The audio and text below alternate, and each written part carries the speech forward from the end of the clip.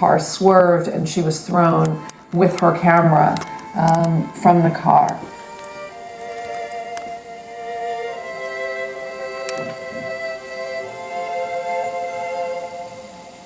La mujer de Capa, ¿no? Gerda Taro, la que murió en esa forma tan terrible, ¿no? Destripada, destruida por un tanque de guerra, además republicano, que ni siquiera era el enemigo el que la mató. Never I did talk with Kappa about Gerda. Never. He never had any more a stable relationship with another woman. After Taro's death, most of her work sort of got absorbed into Kappa's and was reattributed to him. And it's easy to write that story as one about the less well-known, less established female partner of a more famous male photographer getting overshadowed. And that's a story that does repeat itself over and over in art history and in women's history. And that is part of the story. But what the Mexican Suitcase sort of problematizes is that it reminds us that to a degree that happened to Shim's work as well, that some of Shim's work has been reattributed to Kappa. En toda la historia, de todas las actividades, hay exactamente las mismas situaciones. Personajes que resaltan y rebasan por una serie de circunstancias y los que se van quedando en el camino.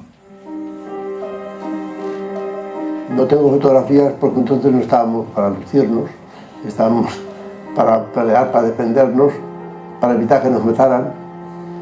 Y lo de las fotografías queda para otros. Nosotros no teníamos tiempo, ni intención tampoco.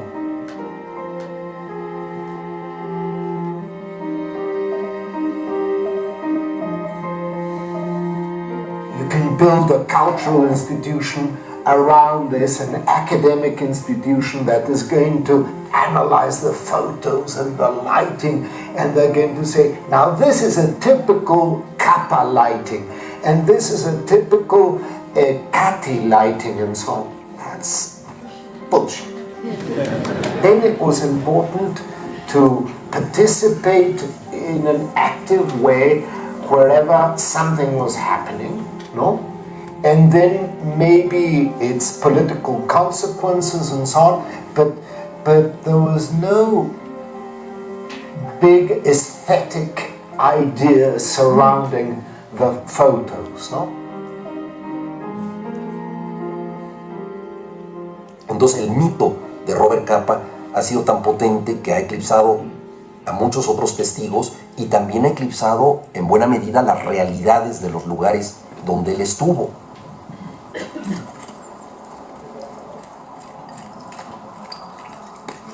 Yo sigo con la lucha, ojalá esté mi abuelo aquí. Si mi abuelo no está aquí, luego no lo encuentro, pues para mí muy mal, pero también pensaré que ha ayudado a otras familias. Se supone que está aquí porque está en la lista, pero claro, es lo que han comentado, tampoco saben si están aquí todos o pueden estar por otro sitio. Es una cosa que yo siempre lo he tenido ahí, que siempre quería conseguir hacer algo, pero hace años pues esto era impensable. Entonces claro, para mí esto ahora es, pues sí, tenerlo en la memoria y saber que he hecho algo por él, que yo siempre pensaba que le debíamos esto, que debíamos hacer algo, buscarlo y hacer algo. Ha sido algo que he tenido ahí que quería conseguir. Me decían varios, ¿para qué eso de abrir las fosas? Los muertos hay que dejarlos donde están. El pasado, bueno, está en los libros de historia y sabemos que murió gente, pero para eso de ir a sacar los cuerpos y estar revolviendo entre los huesos, ¿cuál es el sentido de eso? ¿A quién ayuda eso? ¿A quién le sirve eso? Si olvidas tus fracasos,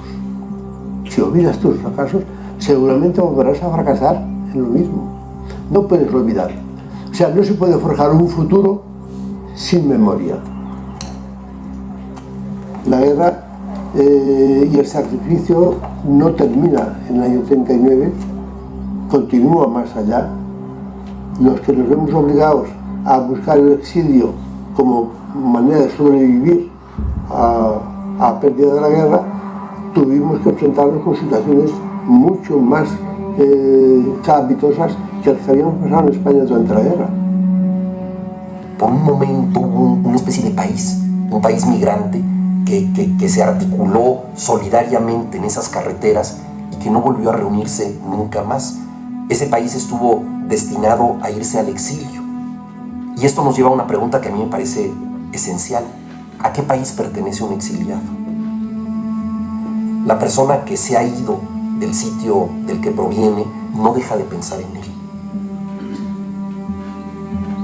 Es que cuesta mucho dejar de ser de un país que ha luchado como luchó España en contra del fascismo. Cuesta mucho dejar de serlo. When Franco moved up from the south, it became very clear to the population that Franco's coming would mean executions, persecution, people would be shot, people would be imprisoned. So the news of Franco's troops moving up would make people flee their homes. I després, amb això de la retirada de l'exili, veure tanta gent i tant, que tothom fugia, que tothom era el caos. Nos íbamos al refugio y ya nos fuimos nevando y lloviendo por la montaña. Caminamos pues todo un día. Now, toward the end of 1938, the beginning of 1939, the harsh winter of 38-39, people start crossing the Pyrenees. They want to get out. It's clear the Republic is going to lose. And it's clear that when Franco wins, he's going to be ruthless. There's going to be no pity. There's going to be no mercy. There's going to be no reconciliation. So people move first from Andalusia to Madrid. Then they move from Madrid to Valencia and to Barcelona. They get this huge bottleneck of people moving up. And these cities, which are already starved, have very few resources, are really put in a bind because there's not enough food, there's not enough housing, there's not enough water.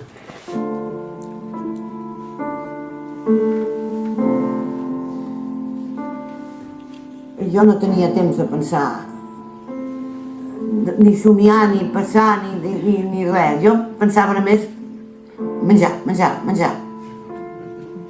Este es el tenedor que comimos y lo guardamos durante toda la guerra. Hay muchas cosas que de manera casi milagrosa y en cierta forma inexplicable lograron salvarse. Es el caso de los negativos. A mi modo de ver, tienen que haber intervenido varias personas para que esto fuera posible y al mismo tiempo para que los negativos no se pudieran rastrear. En la historia de los negativos de Robert Capa, Gerda Taro y David Seymour, hay mucho que quiso ser recordado, comenzando por las imágenes mismas, pero también hay olvidos necesarios. Y yo creo que la parte que le correspondió al laboratorista, en buena medida, fue la de silenciar algunas cosas. Me parece que es una metáfora perfecta del hombre del cuarto oscuro. Es alguien que está tratando de sacar algunas cosas a la luz, pero para que las cosas salgan a la luz, también tienen que estar rodeadas de cierta oscuridad. The second floor was cheeky with a big dark room. So I remember was he working alone there, and he did everything from the photos that Kappa made. Kappa did not print photos ever. Cheeky did it. No quería que lo vieran, no quería que se fijaran en él, no quería llamar la atención. Y él siempre se quedaba atrás. He was a very nice boy. Yeah, that time I thought he's almost a slave of Kappa. But they were very good friends. But he was working very hard. He organized everything with numbers and sort of titles, telling himself where things were kept. He was very good with his hands, and I'm sure that he was able to even make the suitcase. I'm sure he made it. because he had that ability. He had a lot of, I don't know, he had this manual ability, no?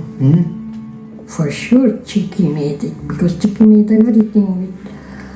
After that Kappa would take the photos, the rest was made by Chiqui. Everything.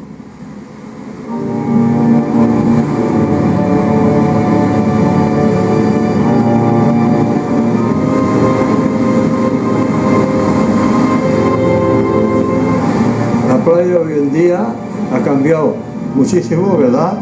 Pero para nosotros fue una playa de miseria, de sufrir mucho y de tristeza.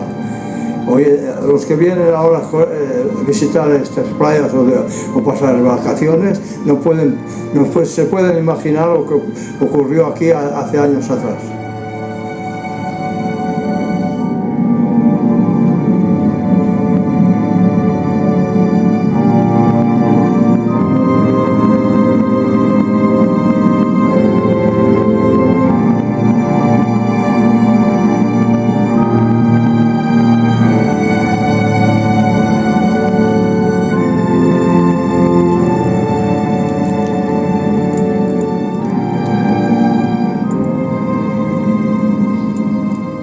Yo estuve en Argelia Solver 2 veces, cuando entramos para buscar el asilo político. Yo era joven, yo entré con 17 años y pensaba ya que el estar allí, aguantando allí y sobreviviendo allí es como se era digno, como se mantenía la dignidad de antifascista y de luchador por la libertad y por la democracia.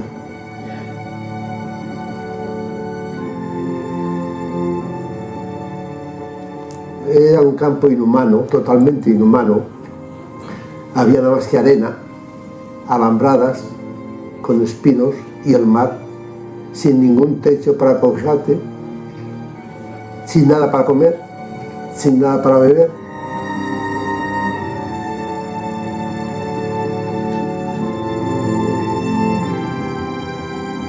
This is a huge problem. So the French government very quickly, very hastily built camps or sometimes just cordons of large areas of beach in which they stick all these hundreds of thousands of people. People who are underfed, lice-ridden, demoralized, wounded many times.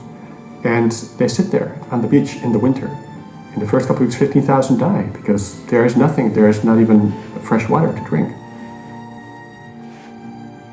For the Spaniards, this was incredibly shocking, because not only had the French Popular Front government in 1936 failed to help the Popular Front government of the Republic, but now 3 years later, they open up their borders to the refugees, but they treat them like criminals. Y ellos mismos se tenían que cavar como agujeros en la orilla del mar para poder dormir, hacían sus necesidades en el mar, se bañaban en el mar, y un frío espantoso.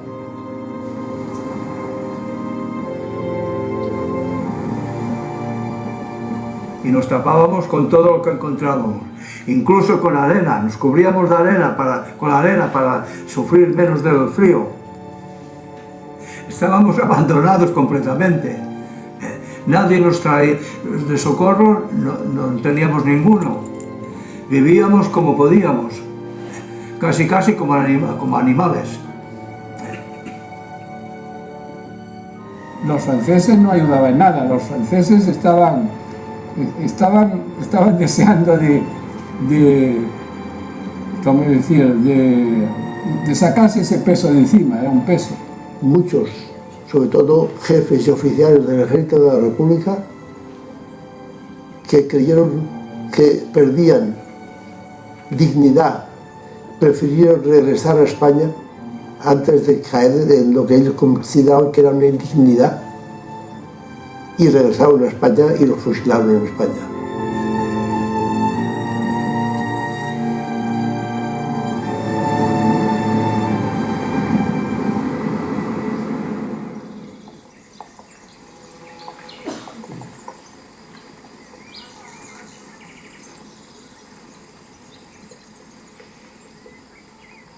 Este es un cartucho disparado Entre las cosas sorprendentes que te puedes encontrar todavía en los escenarios de la Guerra de España, como este del Frente de Segovia, es encontrar cartuchos con la inscripción México, el año de fabricación, el calibre 7 milímetros, que es un tipo, forma parte de los 20 millones de cartuchos que el presidente Lázaro Cárdenas entregó a la República como ayuda en la Guerra Civil.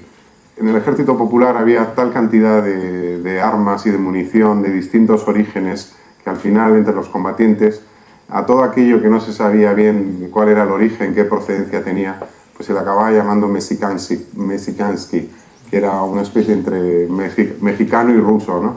Era para definir el material que no se sabía verdaderamente qué origen tenía o qué denominación tenía. México, para mí, fue el mejor amigo que tuvimos durante la Guerra Civil Española. El más desinteresado económicamente. La ayuda de México fue una ayuda abierta, directa, sin intercambios. Mexico was at that point led by President Lázaro Cárdenas, who had come to power in 1934. About halfway through the war, Cárdenas instructs his smartest and most accomplished diplomats to think about what they can do to help Spaniards that want to get out, and get them to Mexico. Ultimately, he says, any Spaniard who wants to come to Mexico is more than welcome to come. So he opens the country's door to refugees and exiles from Republican Spain.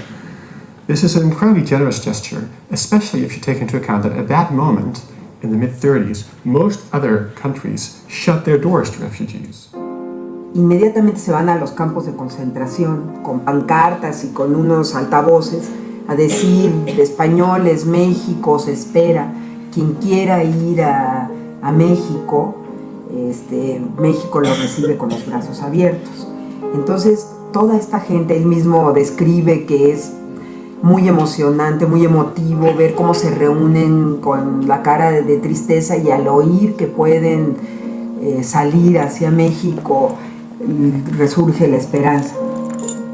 Ya dieron el boletín de que a ver quién quería salir para México.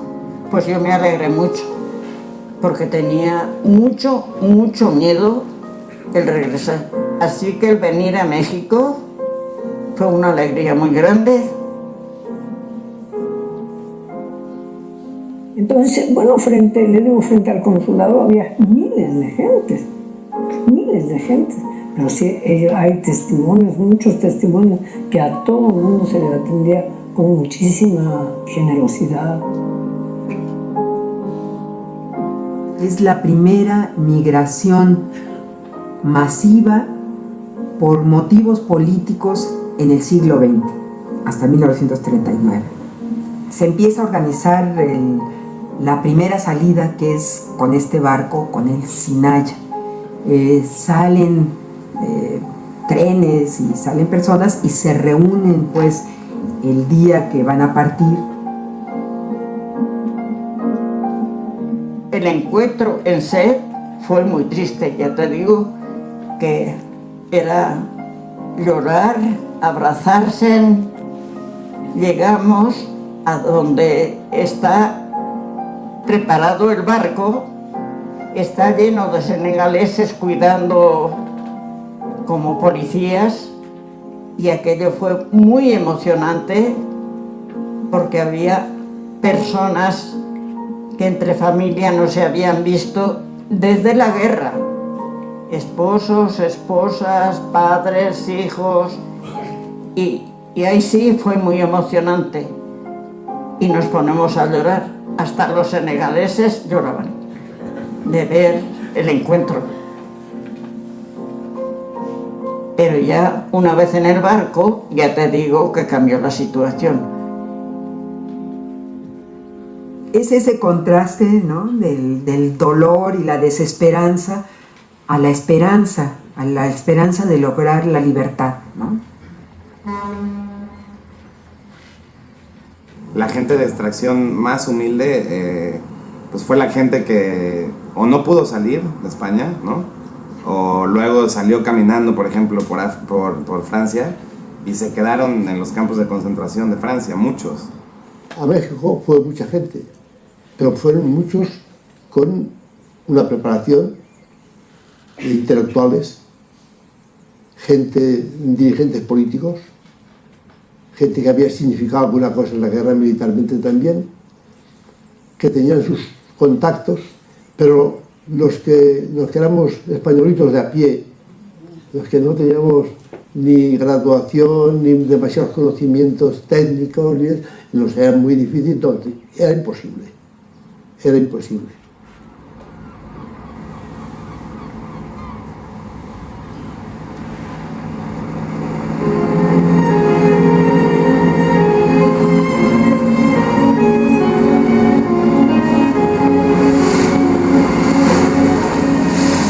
Seguimos el viaje, pasamos por el estrecho de Gibraltar, teníamos a España enfrente y todos a asomarnos y a llorar porque dejábamos España.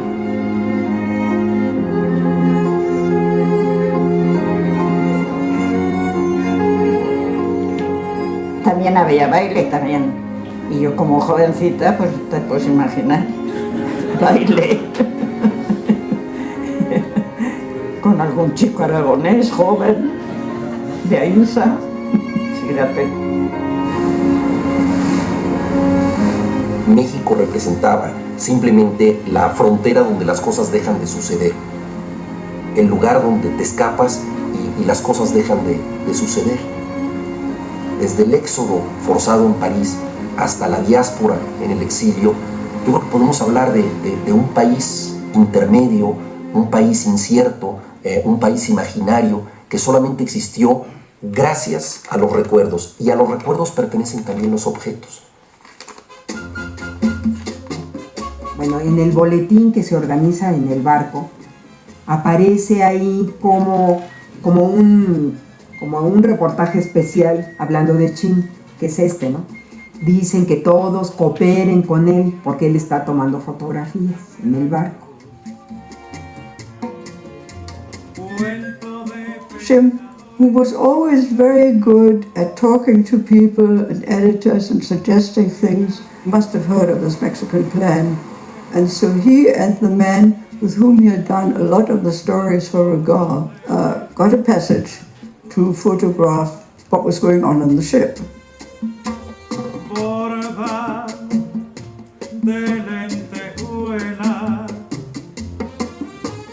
Cuando nace la primera niña que nace en el barco, la pequeñita nos tuvo movilizados las 24 horas del día.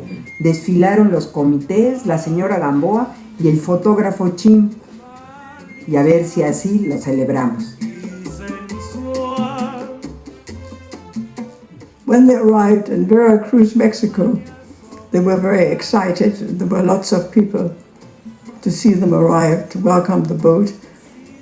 And there was great jubilation. I understand that Soria, who was also a young man, Chim I think was 28, they both went quite nuts because, here was this tremendous release after all those war years and suddenly they were free. Nos aplaudían, pues hacían el saludo a los republicanos y estaba la gente que nos recibían, muchos. Para muchos de ellos fue como volver a nacer, ¿no? Literalmente. Cuando ellos bajaron del barco y vieron esta estación de tren y les dijeron, pueden ir a donde quieran, no lo podían creer, ¿no? Llevaban tanto tiempo en España siendo como tan reprimidos y tan perseguidos que eso fue como recuperar su libertad, ¿no? Recuperar su dignidad de hombres libres. Era todo de lo que ellos carecieron en España. Cuando llegan aquí, pues lo ven ¿no? A lo grande. Que dice que cuando llega al puerto, pues empiezan a ver la exuberancia de todo, ¿no? Del trópico. Toda la fruta, el color, los olores, ¿no? Habían sufrido mucha hambre, ¿no? Habían padecido mucha hambre. Bueno, mi abuelo me contaba que pues apenas lentejas así, ¿no? Y llegan aquí, pues lo que te digo, la gente les ofrecía tamales, les ofrecía papaya, lo que tenían, ¿no? Era todo, pues era la abundancia, ¿no? Finalmente. Era eso, era la libertad, era la abundancia, era el trópico, era todo.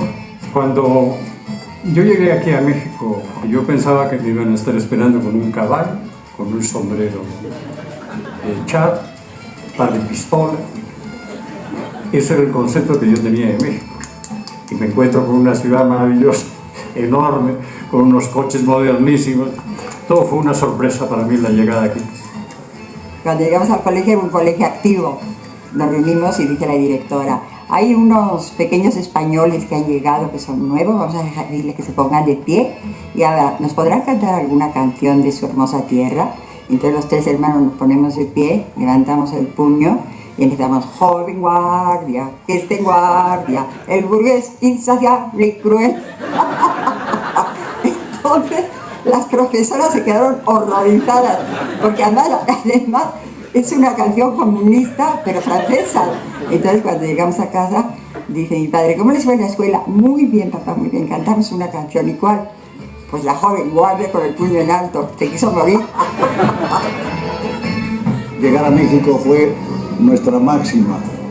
Fue algo que maravilloso, el haber participado como exilado en México y todo el favor que se tuvo aquí. Y desde luego mi Veracruz, que es mi segundo pueblo. Esto es maravilloso. Y hoy estoy aquí con mucha alegría. Continuamente vengo, lo recuerdo, y me voy al malecón, y camino por ahí. Para mí es una alegría, es un goce el venir aquí.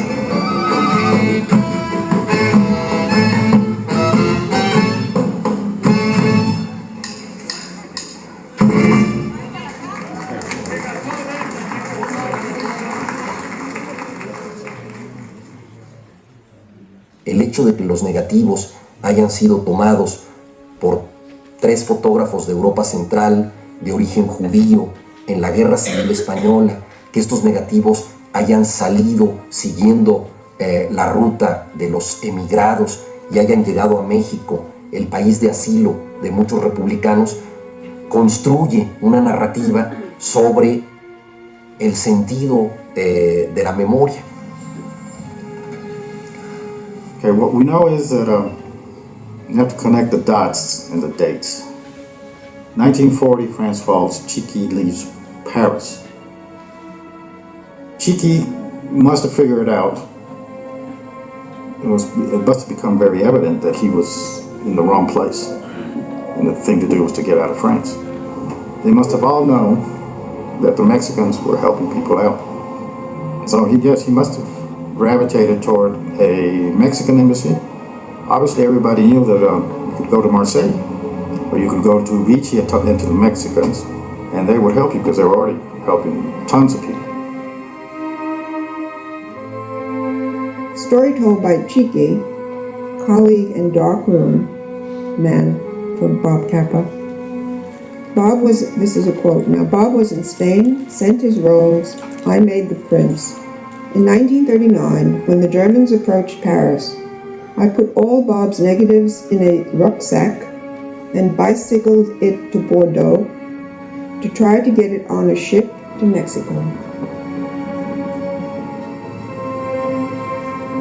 Creo que no se trataba de una arbitrariedad salvar estas cajas y no otras. Había muchos negativos de Robert Capa, pero esto formaba parte de un testimonio sobre la Guerra Civil Española. De ahí que la gente se afianzara a cosas que a mi modo de ver podían no tener valor en otras circunstancias. Pero cuando alguien te da una caja y está huyendo, esa caja adquiere un valor muy específico que no tendría si la vieras plácidamente en una casa. Entonces, solo los exiliados pueden salvar con tanta urgencia objetos que en otra circunstancia parecerían insignificantes.